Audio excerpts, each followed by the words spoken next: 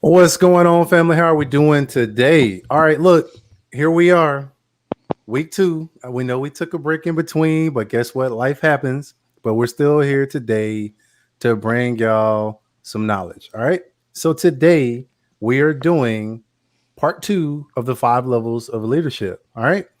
And I'm joined here by my two brothers. All right. I'm gonna let them introduce themselves again. I'm pretty sure they don't need no introduction. Everybody know who they are. All right. We have encompassed 3 sides of North America. All right. The top, the right, and the left. All right. So we're gonna go ahead with the top. Ryan, go ahead and tell them a little bit about yourself again, brother. Hey everybody, my name's Ryan, and yeah, I'm just a guy. I was in the Canadian Army for a while, and I'm a lifelong student. So that's the gist of it. If you want more, I'll send you my resume, but you better be offering me a damn good job. All right. Then we're gonna go over to the West Coast. All right, and we're gonna have my brother Richard introduce himself. Go ahead, Richard. Introduce yourself. Hey, how's it going this evening? Richard Lopez here, Master Sergeant, Active Duty United States Army here in Fort Carson, Colorado.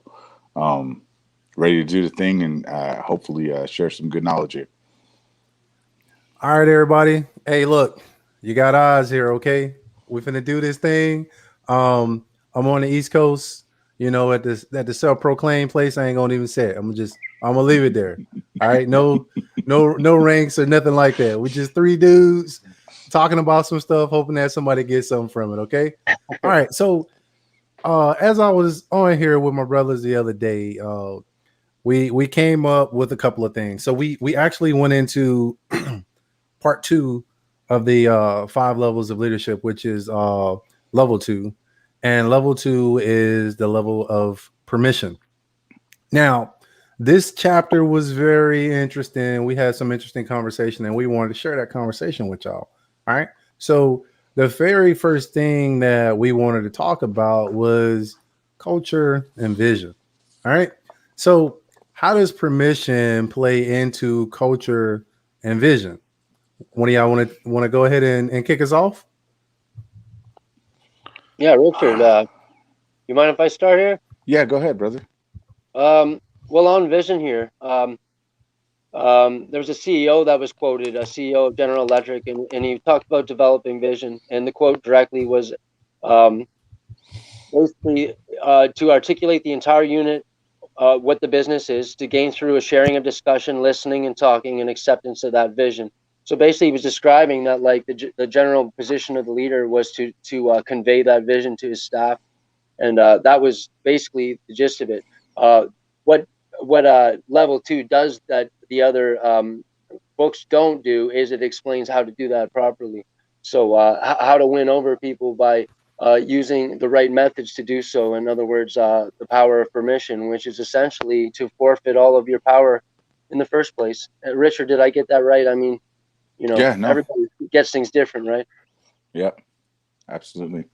So, in talking about that same thing going into the vision is, you know, sometimes a leader can talk so much to the vision or the to a mission statement that they forget about coaching and mentoring the people that they're trying to lead. So the vision is absolutely important. Without an end state, without a goal for the organization or the company or whatever level you want to talk about, there's no real end state for you to coach or mentor towards. So the vision is crucial when it Yeah. comes to leadership. Yeah. And as I listen at the conversation that we're having, one of the things that comes to mind is people with buy-in, right? I believe it was John C. Maxwell's book on the 21 Laws of Irrefutable Leadership. I might be getting them mixed up, but he talked about buy-in, right? And what he talked about was you have leaders who will be so focused, the same thing like Richard and Ryan was saying, but they'll be so focused on the vision and shaping the vision and looking at where they want to go that they forget the most important part. People don't follow visions, people follow people. So Yeah. if you can't get that individual to buy into you, then, good luck getting them to buy into the vision. And he actually did a matrix. And in this matrix, he talked about, I want to say 4 scenarios, and I'm going to try to get it right. It's been a minute since I read it. But what he said was scenario number 1, you get the individual to buy into the vision, but they don't buy into the person. And we're talking about success, the level of success that you can have with this scenario. The level of success that you're going to have is going to be very limited, because this is what's going to happen. That individual is going to leave you. They're not going to follow you. They're going to go somewhere else and find another leader who believes in the same thing that they're trying to get after, and that vision, and they're going to follow that person. So there's no success to be had there. Scenario number 2 is where you get the individual to buy into the leader, but they don't buy into the vision. And what the individual will do is they're going to continue to try to get the leader to change the way that they view things. But there is some success that can be had there. You can succeed with that. That's a potential good situation. Scenario number 3, the individual doesn't buy into the vision or the person. They leave. You get no productivity. All right. Now, in condition number 4, you get the individual that buys into the leader and the vision. Mad success is to be had. So with those 4 different conditions that we had there, you notice each one of them, there was a variable. When the leader got the individual to buy into them prior to getting them to buy into the vision, they stayed and they followed because they were following the person. But the scenario where the individual just bought into the vision, that wasn't the case, because once again, people follow people. They don't necessarily follow visions. Yeah. What do y'all think about that? Yeah, so I'll add a little bit to that. So just like the banner says, culture is more important than vision. What Oz is speaking to is the culture of the organization being rooted in people and not in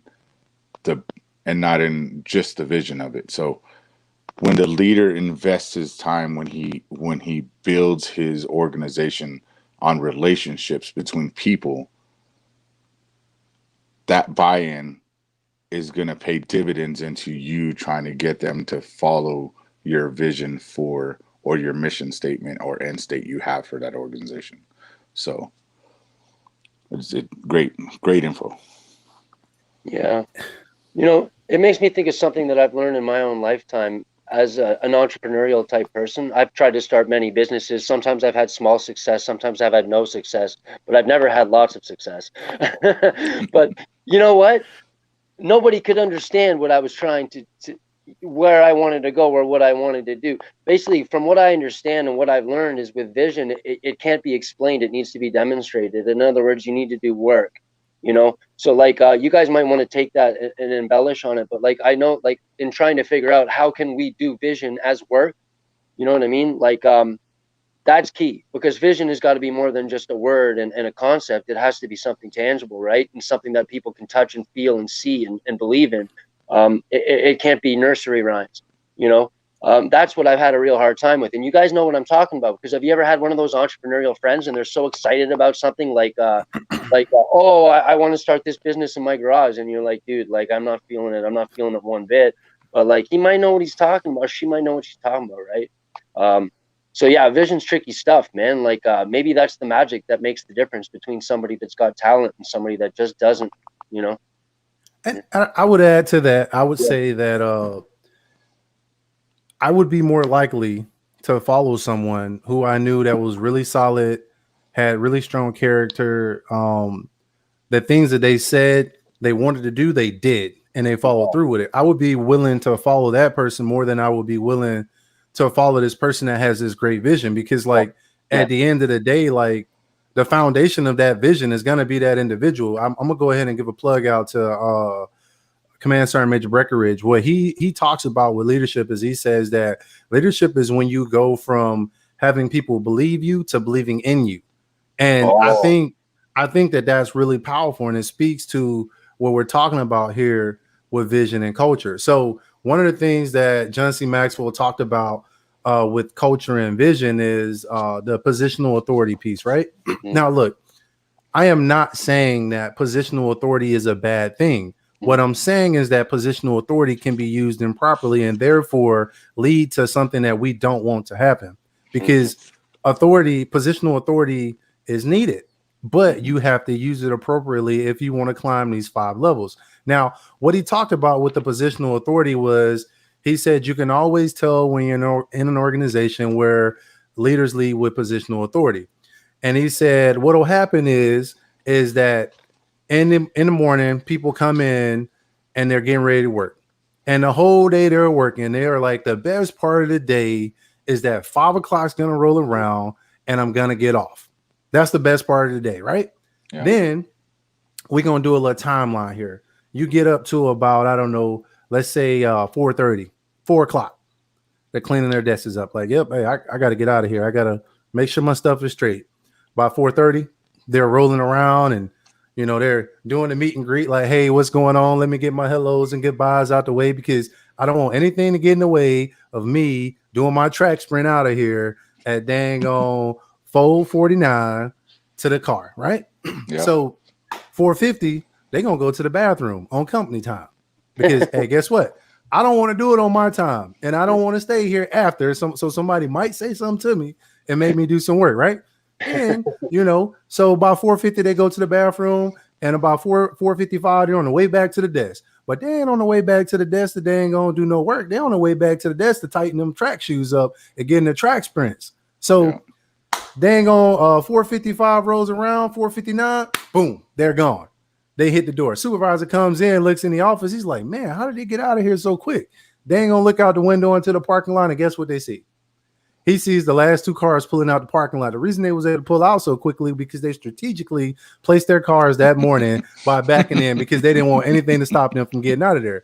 And this is one of John C. Maxwell's stories that he tells, but I think it really illustrates how in a unit where positional authority is used improperly, that's the results. Yeah. That is the absolute results. And that's why when we talk about culture being more important than vision, culture is what we do every day. It's what we do every day. It's actions. A vision is like a goal. A goal is an end state. This is where we want to be. Culture is like what we're doing right now. If we do not address the culture that we have right now, we will never be able to accomplish the vision that we see in our heads. Yeah. All right. I love that story. It reminds me of the motor pools. Oh. Oh man. All right. So let's do you have anything else to add on that one, or should we go ahead and roll into our next point? Just keep going. Okay, so I think Ryan, was it you who came up with this one? Stay relevant or become obsolete? Oh yeah. Yeah. Go ahead, brother. Go ahead and take that one away. All right, everybody. Listen up. I'm going back to school, right? And I'm looking at a few different careers. And, sometimes you just have to have a livelihood, which is why I became a combat engineer, which was a big mistake. But you know what? I did look at computer programming, right? Because let's face it, there's a lot of jobs in that field. And then, security and stuff like that is a big deal. But I learned, right, that like if you're a lawyer, if you're a doctor, and a lot of other fields, the old school mentality is the longer you've been at the game, the wiser you are, the more you know, and the more important you are, right? And that's sort of true, and that's kind of always true no matter where you go. But there's a new way of thinking now. This isn't the Industrial Revolution anymore. It's a computer revolution, and we're getting educated at a quick rate. I mean, a lot of you people are like at home right now using your own private time to self-improve. You know what I mean? Like educating yourself. Our ancestors couldn't even read. You know what I mean? So here we are. But basically, getting back to that point. I lost my train of thought. Help me. Oh, you good, brother? No, what you were saying is like how people have to stay relevant because we're not in an industrial time frame anymore. Where like, hey, look, just because you know how to go out and cut some wood, nobody cares. Yeah, nobody cares. Yeah. So we're not on wind power anymore. Things are different now. We do respect wisdom. We need to continue to respect wisdom. But when you're a computer programmer, if you don't stay up with the times, you're not wise, you're obsolete, right?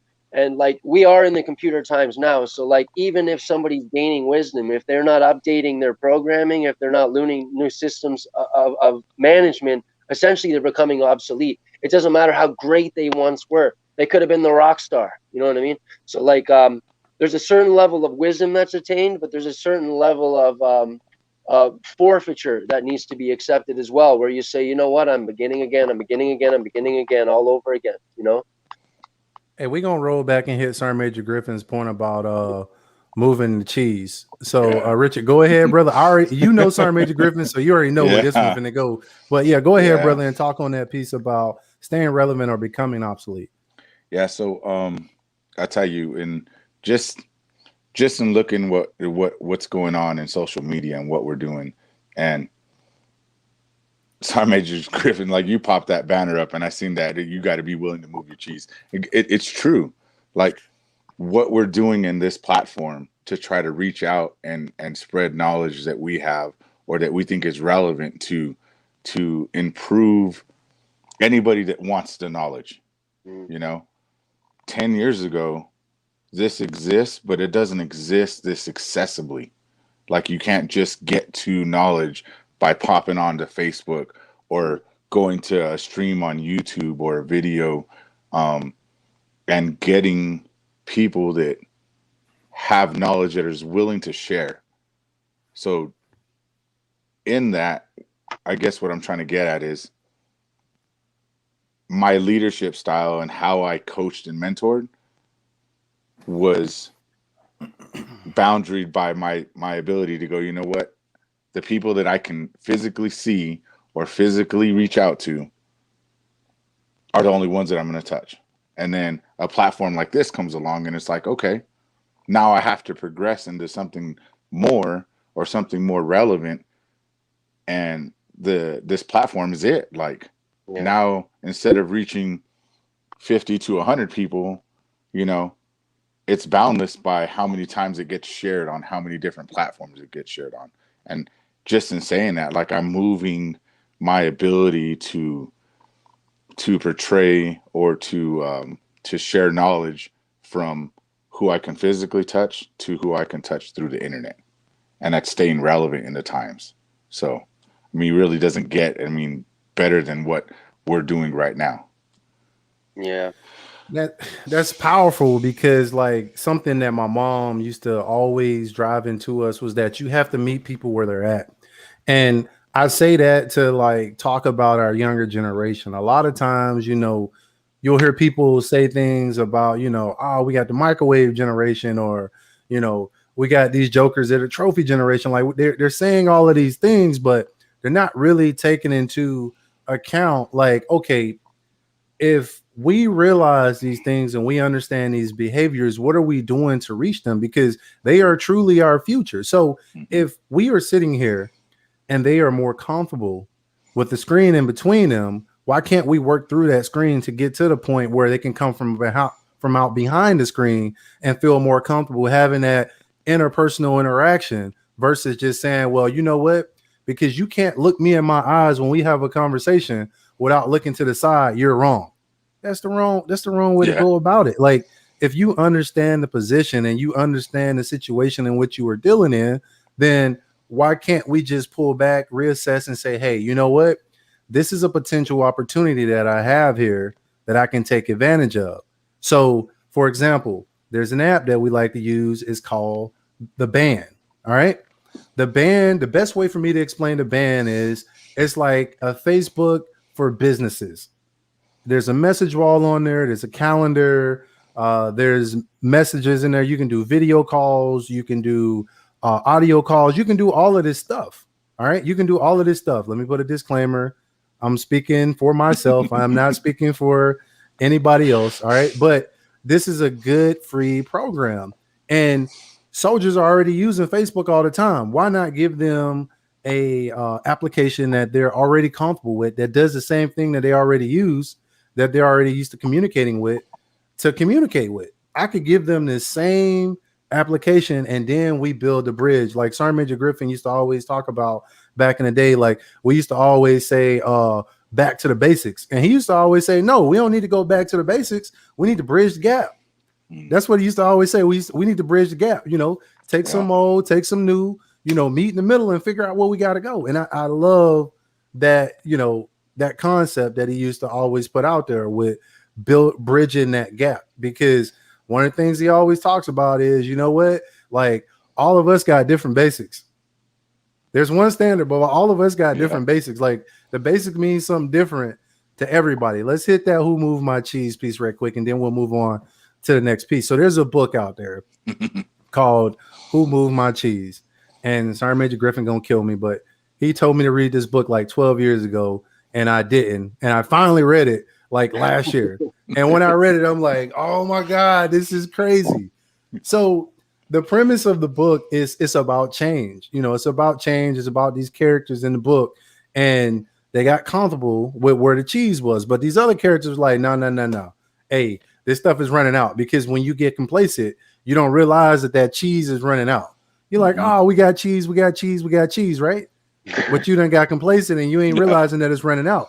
But the jokers that stayed hungry was like, hey, you know what? This pile getting kind of small. We should probably go find something else.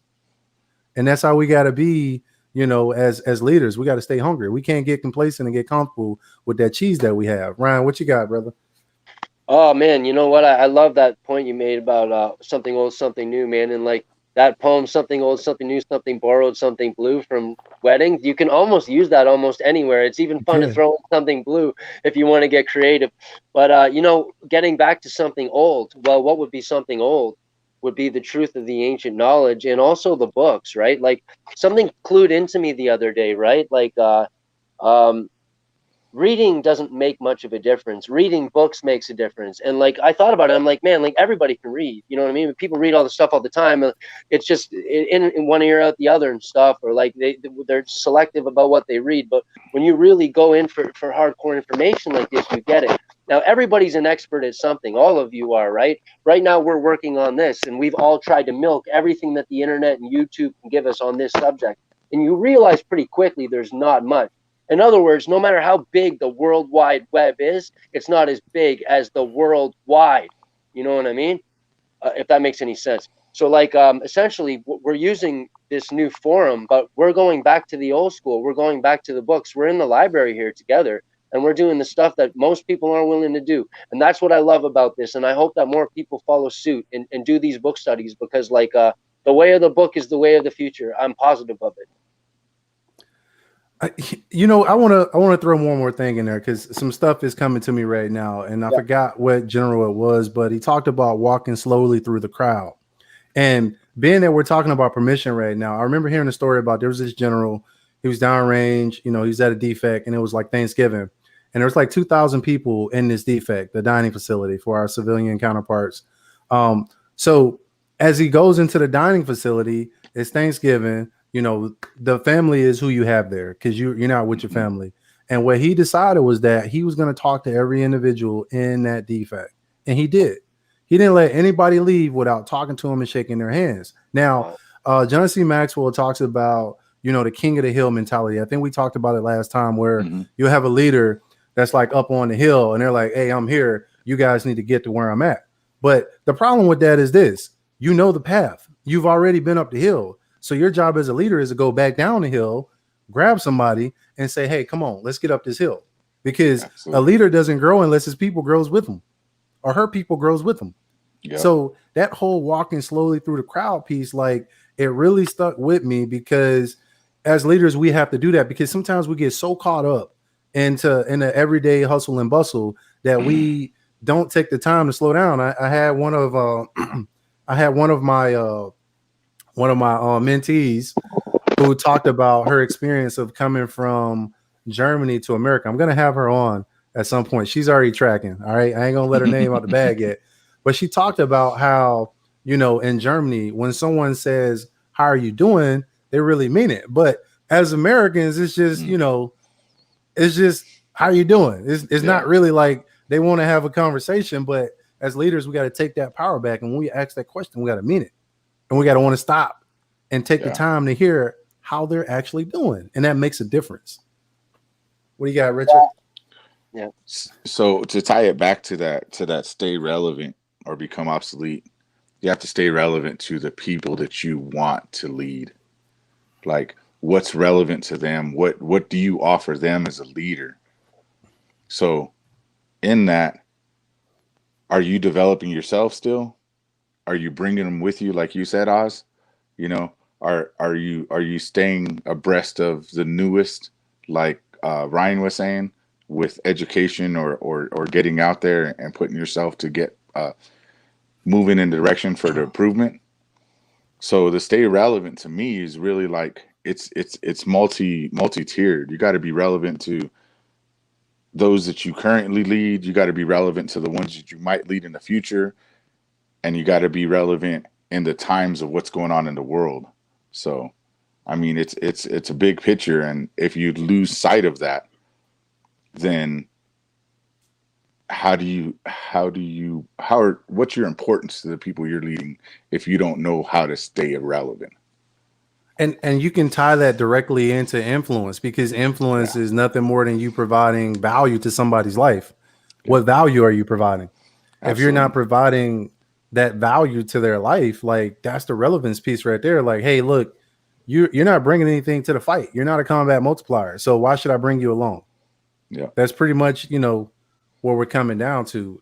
And with that, we're going to go ahead and move on to our next point. Like, in this book, he also talked about the downsides of permission. So what were some of those downsides that we found to be very intriguing? Yeah. Well, for me in particular, I thought this was enlightening for me, because I'm one of them nice guys, like, you got good cop, bad cop mentality, right? I'm kind of good cop, you know what I mean? I don't need to be too hard on people. I can work with them. And that's that soft power. Canadian soft power. You know what I mean? No missiles, just niceness, But yeah, basically, man, coming across as too soft, man, I've been walked on. I've been not taken seriously, that kind of thing. And, it takes a lot of courage to move into the permission level of leadership. Ironically, I didn't realize that I had actually naturally moved into level 2 only because that's who I am by nature. But I felt a lot of conflict, you know what I mean? So I receded, But it is interesting to think that, like, some people do have a natural aptitude for soft power. The irony is that soft people need to learn how to be hard, and the hard people learn how to be soft. Like you, Oz, like, you had that 82nd Airborne, go and get her done, you know what I mean? But now there's another way to get things done too. So you're building your bag of tricks, and a lot of people don't understand from his history. Chivalry was not about balance in the way that you found harmony between gentlemanly behavior and violent warcraft. It was quite the opposite. The balance was in that you could provide the world with either, And I think what really makes a leader really become great is their ability to be hard or soft, and then the ability to know when to be. Yeah. Wow. Yeah. Wow. That's Yeah. yeah. Hey, Richard, we gonna have to do some history stuff, man, because like you blow my mind, man, with the history stuff that brother.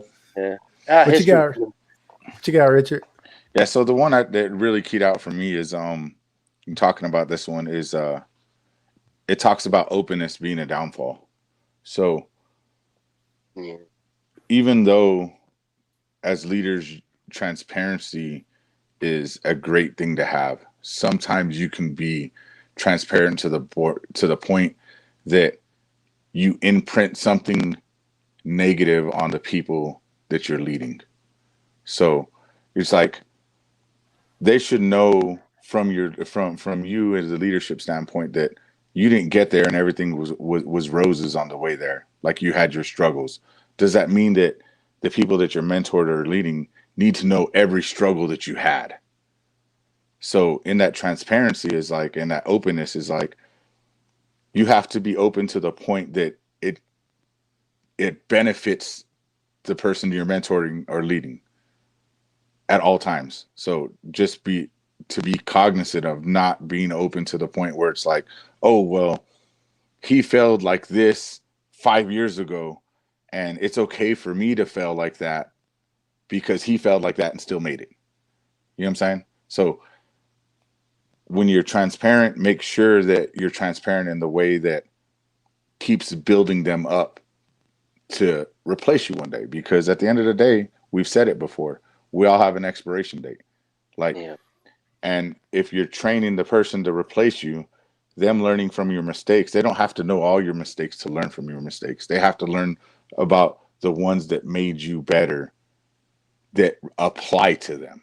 So that's one of the big things that hit me.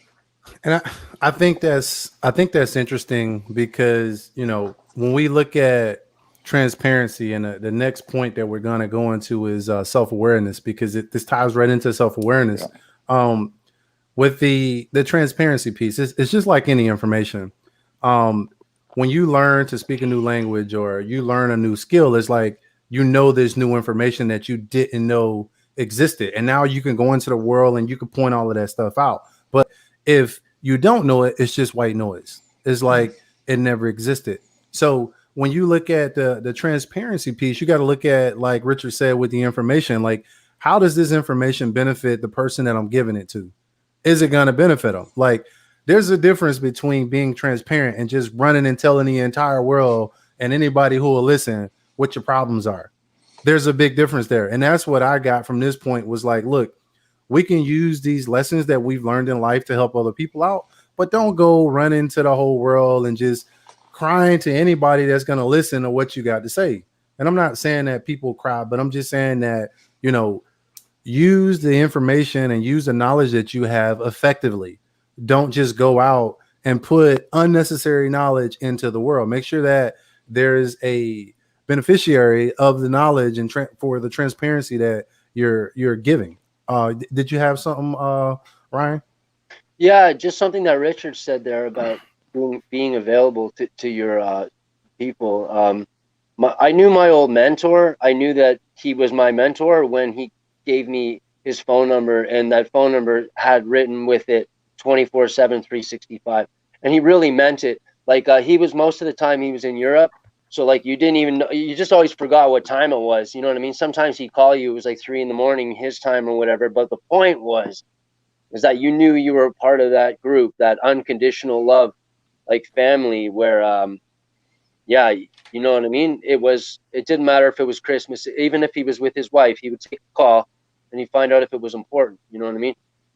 Wow, that was special. That was special. And if any of us has the ability to be that good to somebody else, like, thank you, Jason, for being that person to me, man. You know, Simon Sinek also talked about mentorship as well, and he said that the way that you can tell if someone is willing to be your mentor is when you call them, do they answer the phone? And you know what I'm saying? Like, I look back, like, I've got many mentors, and I've never had a conversation with them. It's just that they were such great people, and they took care of me so well that I knew, regardless of if I had good news or bad news, I could call them, and the response was going to be the same. It was going to be progressive, and it was going to be helpful. It wasn't going to be destructive. It wasn't going to be something that was designed to tear down what we had. This is who I was going to go with. And it's interesting because, like, in the resiliency program, there's a skill in there called active constructive response. And in the active constructive response, there's 4 boxes, but we're only going to talk about one right now. So one of these boxes is active destructive. So what active destructive looks like is something that we're probably all pretty familiar with. The active destructive is like, you know, you have a family member that comes and says something along the lines of, you know, they've just met the love of their life. They're going to get married. She's pregnant. And, you know, they got this great plan that they're going to move into this whatever, like tomorrow. And there's no planning involved in it. And of course, all the red flags and everything are going off. And you're like, no, don't do that. This is a horrible idea. Now, 90% of the time when we respond like that, it's because it's someone that we care about and we don't want them to make a mistake that could potentially influence the way that they live the rest of their lives. The problem with it is this: when you respond in that manner, if it's nothing that's going to hurt them, you know, it's not illegal, it's not going to cause problems for them, it just may not sound like the greatest idea, and they're happy about it, join into their joy with them, because this is something that they're happy about. You know, like, if it's nothing negative, is not going to destroy their life, join in the fun. Like, you got to have what they like to talk about, which is the conversation A and the conversation B. The conversation A is, oh man, this is awesome. Like, you're allowing them to relive that moment of joy that they have. And conversation B is when you come back and say, hey, look, brother, sister, I get it. This is a great opportunity, but have you thought about this? That should be two separate conversations. It shouldn't be combined if it's nothing that's going to be harmful, hateful, or it's going to hurt them. I love that. I do. Yeah. Man. All right. I think that conversation feeds into one of our next topics. So I'm gonna let it go until we get there. I don't want to jump ahead. Okay. All right. Well, let's go ahead and talk about intentions versus actions. All right.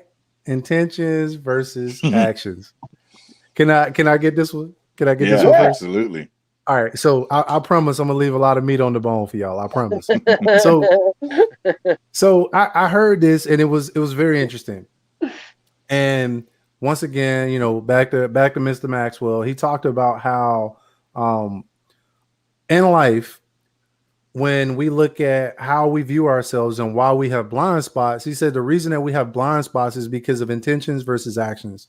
As the individual, from within, intrinsically, we judge ourselves based upon what our intentions are. Now, other people, on the other hand, they don't care about what your intentions were. Like, it takes a very special person to care about what your intentions were. What people really care about is your actions. What did you actually do? Yeah. You've heard people use the phrase a lot of times that the roads to hell are paved with good intentions, right? So with us judging ourselves based off of our intentions, we have blind spots because we don't necessarily pay close attention to the actions that we take. We know what we intended to do, but a lot of times we don't consider what we actually did. And this is the reason for blind spots. And this is where we're coming from with the intentions versus actions. Go ahead, my brothers, take it away. So I'll chime in real quick. So there's a thing in a lot of the people that I talk to, and to me, this really pans out to deeds, not words. Like if you pay attention to what you're doing and talk about it less, you don't have to worry about your intentions anymore. You don't. Like, just be about it. Don't talk about it, be about it. You want to be that leader that's out there helping people, that you want to be that person that's out there helping people. Let's take leadership and mentorship and all that stuff out of there. If you want to be that person that's helping somebody else, don't run around talking about, oh, well, I'm going to go and help 5 people today. Just go help 5 people. I don't ever go out with the intention of leading or mentoring somebody. Of course, we have our forums in the military where we're doing, leadership development or NCO development or whatever it is. But if you go out with the intention of just doing it, you don't have to worry about talking it. And then people are going to gravitate towards that if it's positive. And if it's not positive and people start pushing away, maybe it's time to start doing a self-evaluation, because your intentions that you have inside of what you're going to get after aren't being portrayed in your actions. So maybe stop and say, well, how come all these people that I'm intending to positively affect aren't gravitating back towards me? Well, maybe because you're doing it wrong. Yeah. You know what this makes me think of? It's kind of a play on vocabulary, guys, but like actions are intentions. You know what I mean? Like they're just kind of like the initial stage, right? Like intentions are not supposed to be declarations. They're supposed to be like they are the act itself in theory. So really, like words are fine, you know what I mean? Because words can inspire other people, or words can keep you honest. Like if you say, look, I'm going to go to the gym, and you tell everybody, then you look like a liar if you don't. So words can be fine, but like, what are the heck are words without anything substantial to back them up, right? Like we could sit here all day and tell somebody we love them, but if we don't love them, we're lying. And yeah, man, actions are the intentions. Maybe if we just as leaders say to ourselves, you know what, like let our actions be our intentions, and that would be the ultimate exampleship. And like as far as we're concerned, the ultimate leaders are those who lead by example. So there really is no need to declare anything. We can tape our mouth shut. And I heard it put another way. I heard that, but along the same lines, Ryan. So basically, emotions or feelings shown outward. Mm. Yeah. So like, yeah, Yeah. you're definitely on it with the play on words. But hey, look, we're gonna move into our next topic, which is trust is a foundation of permission. So I know y'all got plenty to say about this one. Yeah. You want to hit this one first, Ryan? Yeah. I can't remember my initial thoughts on this, to be honest, but I know that this is a very easy thing to talk about because, yeah, there is nothing without trust. I mean, we can't move forward without establishing some sort of trust, and that's essentially what we call a first impression, isn't it? You know what I mean? Yeah. I remember hearing an Indian man say that he needs to see eyes and listen to a voice before he's made his decision on somebody. Now Ooh. that's a pretty serious skill craft there. You know what I Man. mean? But essentially, like, we got to make pretty quick judgments on people, and we've got to do it without prejudice, but we've also got to do it being realists, right? So, yeah, it's a fine gamble being a leader, but a lot of it's on instincts, and I think most of us that are even trying to be leaders are already got the instincts we need to make good decisions on people. But yeah, that's my 2 cents on that. But I don't know if it even qualifies or transfers over to an American penny. Hey, you killing it, man. You be downplaying yourself. You be killing it. Yeah. Yeah. What you got, Richard? Yeah. So trust, when we talk about permission, right? So in this level of leadership, the trust that you build in a relationship is what allows them to give you the permission to lead, for you to lead Oh, them. yeah. So if you're building the relationship on a position based, you're not going to necessarily get to the relationship might not get to the point where they're going to give you the permission to lead them. So you start with that position, right? And you build a relationship, and the trust that you build in that relationship is going to move you from the position to the permission. And that's really where you need to be, because if you're stuck in the position step of leadership, you should reevaluate and go, hey, how come I can't get to the permission? How come they're not allowing me to lead them? Well, maybe because you ain't ready to get out of that first step and move into the second step with that person. So, And how many times have we heard people say people do business with people they know, they like, and they trust. But you hear people say like, don't worry about being liked. So let's think about that. yeah. I'm gonna go out on a limb here, all right? Because I love a Popeye's chicken sandwich. They got a pretty good chicken sandwich, right? Oh, yeah. But their chicken sandwich is far superior to Chick-fil-A. But I would rather go to Chick-fil-A. You know why I would rather go to Chick-fil-A? Because you know what you're gonna get from Chick-fil-A. You like them because the way that they treat you. Mm-hmm. They're well known for how they treat people. Yes. They're well known for how they treat people. All right. People you know, people you like, and people you trust. You can't get to the permission stage without trust, because if I can't trust you, I'm not going to do business with you. I'll avoid you. I'll go around you. I'll do whatever it is that I need to do so that I don't have to deal with you directly, because I don't trust you. Yep. All right. So let's go ahead and move on to balance. Balance. Whose was this one? I think this is where I was talking about the caring and candor. Yes, you did. Yeah, that's right. It was. You did. So, for me, the balance in between caring and candor is, and in the book it speaks to, you have to focus on caring to build a relationship that's going to allow you to be candid with the person on how to develop them and progress them through different skill sets, whatever it is. So like, if you have that relationship that you've cared enough for to build with that person, then it's easier to have a candid conversation with that person when when they're missing a mark on something.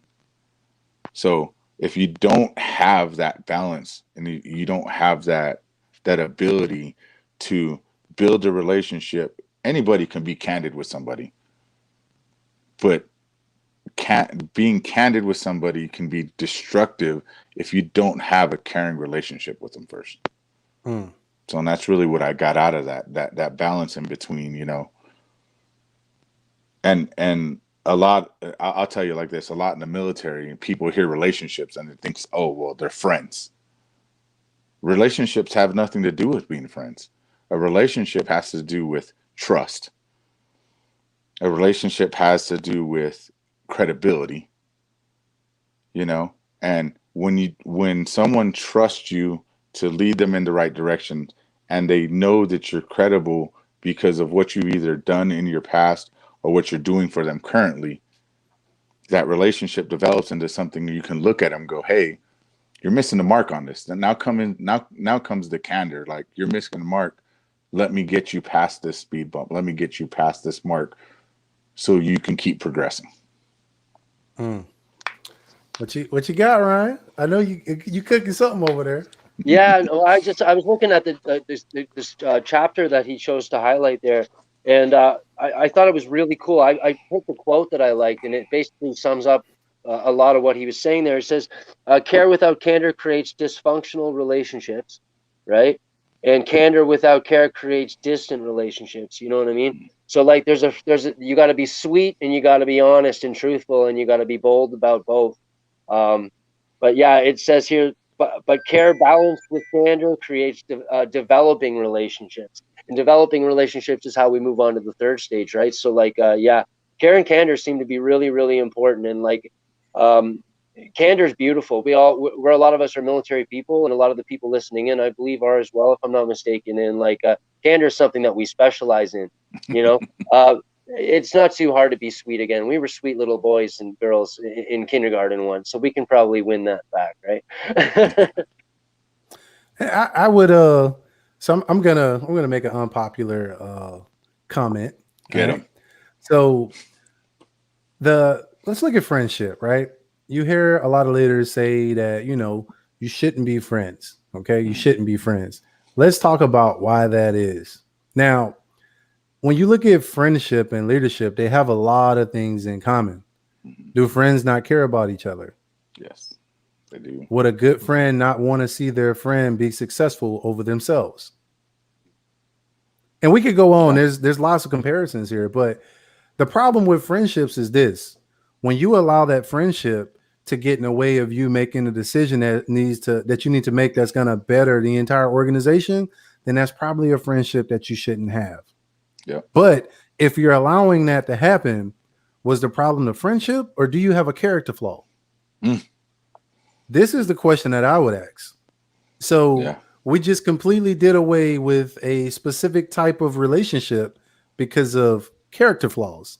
I don't know, just something to ponder. Like, I believe that, you know, as leaders, we balance a lot of things. We do a lot of things. We juggle a lot of things. And to say that you can't have a specific type of relationship, you know, because something bad may happen, I think that's taken away from leaders. And I know a lot of people ain't going to agree with me. Don't really care. But at the end of the day, I'm just saying, like, let's look at it for what it is. That's kind of like when we do one of these blanket statements, a knee-jerk reaction or something like that, where one person does something and we was like, you know what? No soup for nobody. That's the little, you know, little Seinfeld joke or whatever. But that's pretty much what happens when you do a blanket statement and you just assume that, you know, this mass punishment is going to fix the problem, and it doesn't. It doesn't fix it. Like, you shouldn't take the ability for people to do things away because there was one offender. Deal with the offender. Yeah. Because at the end of the day, it came down to that one individual and their character flaws. All right. But that's just my piece. I speak for myself. We're going to talk about the whole person concept, and we're getting kind of close. We got about 10 minutes. We're going to wrap it up. We got 3 more topics to hit.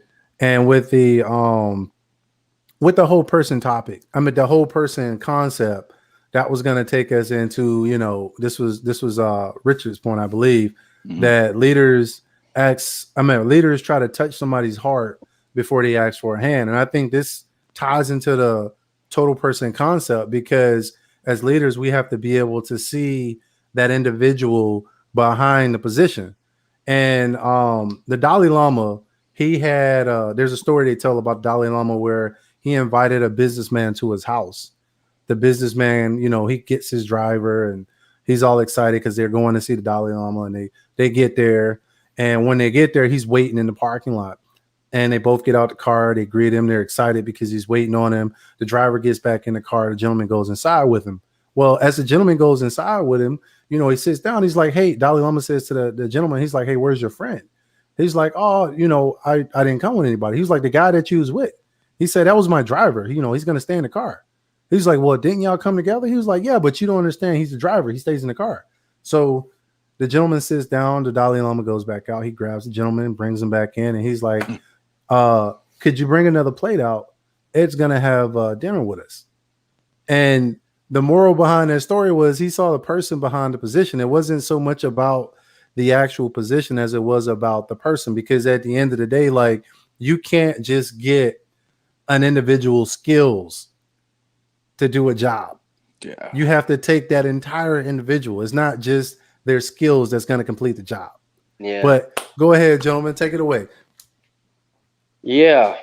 Okay. Well, based on, you know, what that made me think about, to be honest with you, is, you know what, Richard, why don't you go, man? I'm having a bit of a... Man, I hate these live shows, man, whenever I lose my train of thought, man. You know what I mean? It's all good, brother. Yeah. So, I remember what I was going to say, but Richard, go ahead. Go ahead. Oh, okay. Thank you, guys, and to everybody being patient with me. I'm a regular guy. I'm not professional. You know what I mean? So you're getting like the guy next door. Hey, you know. Anyways, one thing that I think we all need to realize, though, is that we come from a society that's somewhat individualistic. You know, and we are as people that serve in the military, people that serve frontline, nurses, doctors, police, and that kind of thing. We're kind of those people that kind of we give a little bit more back. We're willing to sacrifice. We're not motivated by money and that kind of thing. But I think what's really important to recognize is that, you know, we still are dealing with a society that focuses on individualism, and we need to work with people that as individuals. Like, in other words, we are not Spartan society. We are not a Soviet society. We're an American society. We're a Western society. Good, bad, ugly, whatever it is, this is what we are, right? Now, we have people in the military that are willing to make sacrifice for the greater good on a daily basis. It's true, but they're still human beings. So we need to remember to focus on those individuals and identify individual problems. Like, I remember learning about Henry Ford, and is this the same topic here when we were talking about Henry Ford getting involved in people's lives? You know, Henry Ford was a genius, but he was a genius from 130 years ago, guys. And, you know, like, he literally had henchmen going into people's houses to make sure that the people that worked for him were like doing their dishes, that they weren't like getting drunk, and like, you know, everything was in order and stuff like that. Like that's an extreme version of it, but essentially there is a certain amount of that you have to take responsibility for your own people, you know. Now, that being said, of course, like, Henry Ford didn't understand that he was dealing with human beings with human being problems. So of course he was sending henchmen and dealing with them in a very harsh manner. But of course, we're lucky enough to live in modern times where people don't get beat up by goons. You know what I mean? Henry Ford's goons at that, man, with the uniform. Yeah. So I don't know, man. Like, yeah, I talk a lot of smack, and I don't know how close that was to what you were saying, brother, but that's what I had anyway. So You're good. Yeah, you're on it. Okay. So I'll say, and I'll try to keep this real brief with this one. Let me just relate it how I see in the military. People come to the military for a couple different reasons, but the people in the military are all different, and how you lead them and how you reach out to them. It's like the leader, you know, leaders touch hearts before they ask for the hand. Like, you have to understand that person, you know. Hey, I need you to do X, Y, and Z because that's what you signed up for. You signed up to be a mechanic. You signed up to be a truck driver.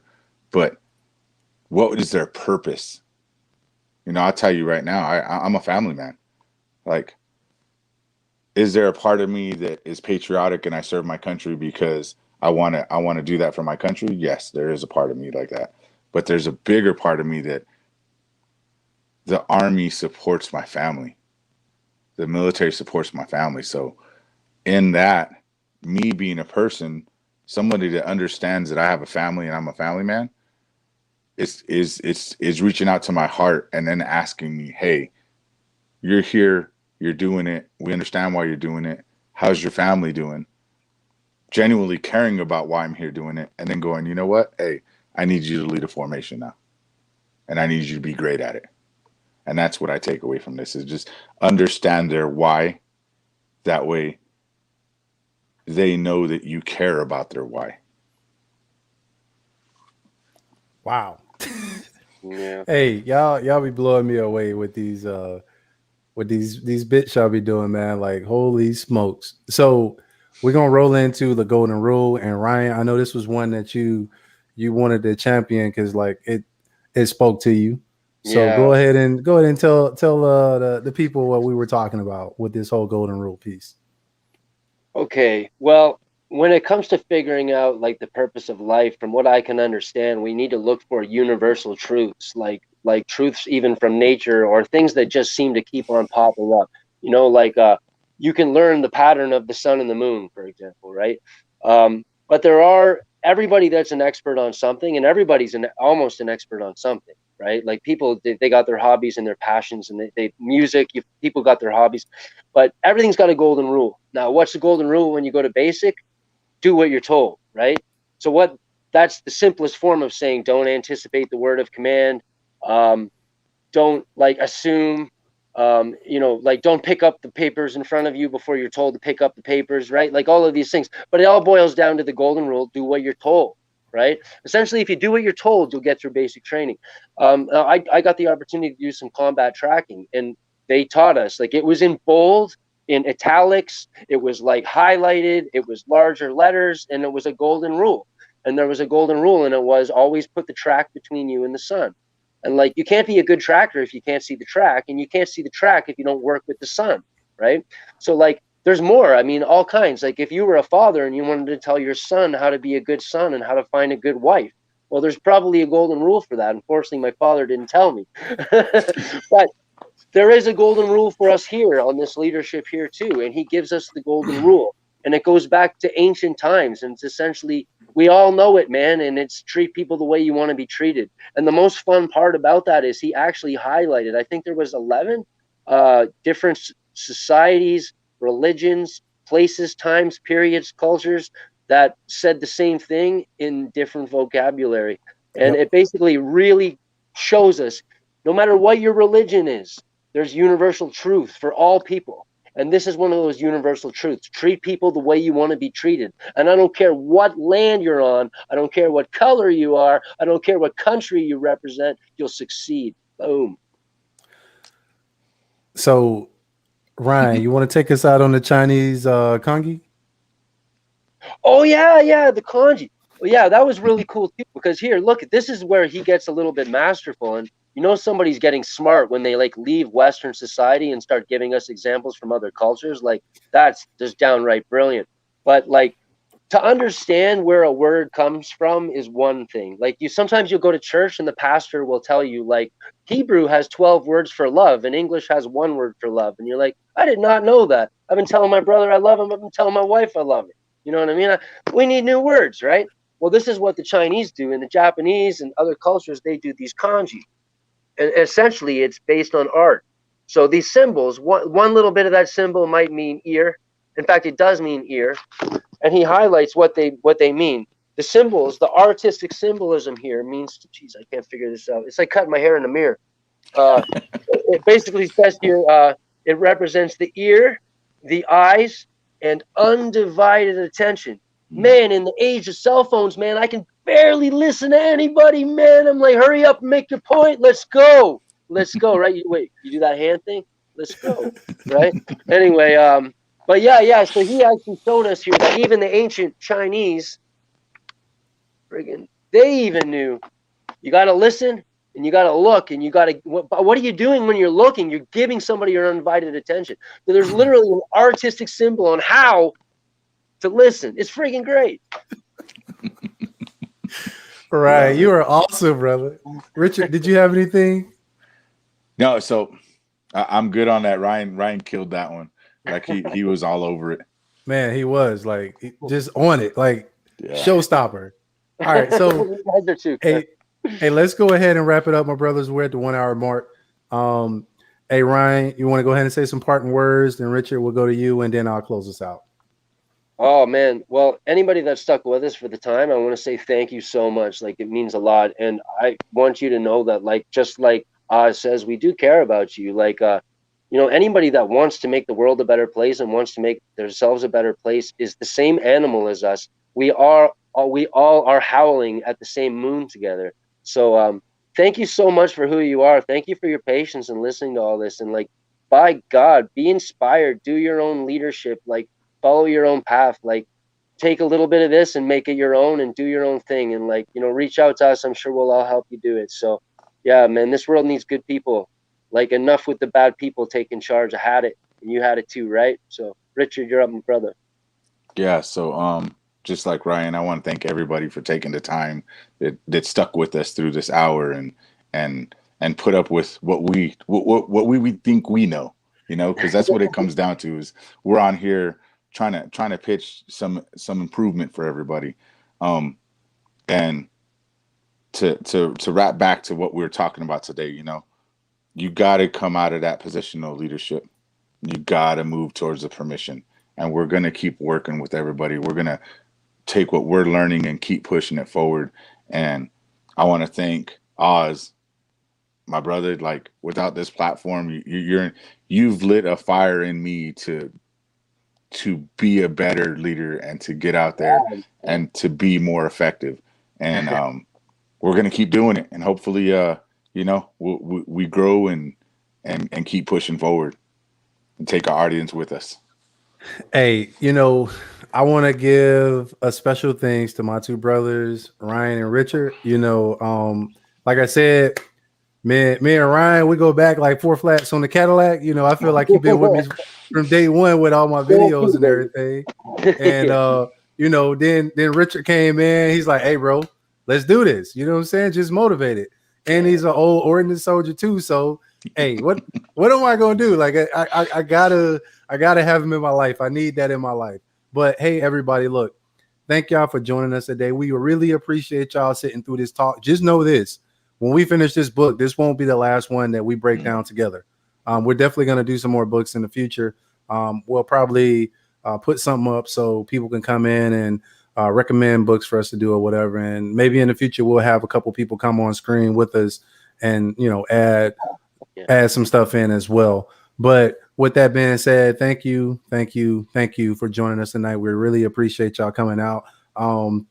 Look, you all matter. You're important.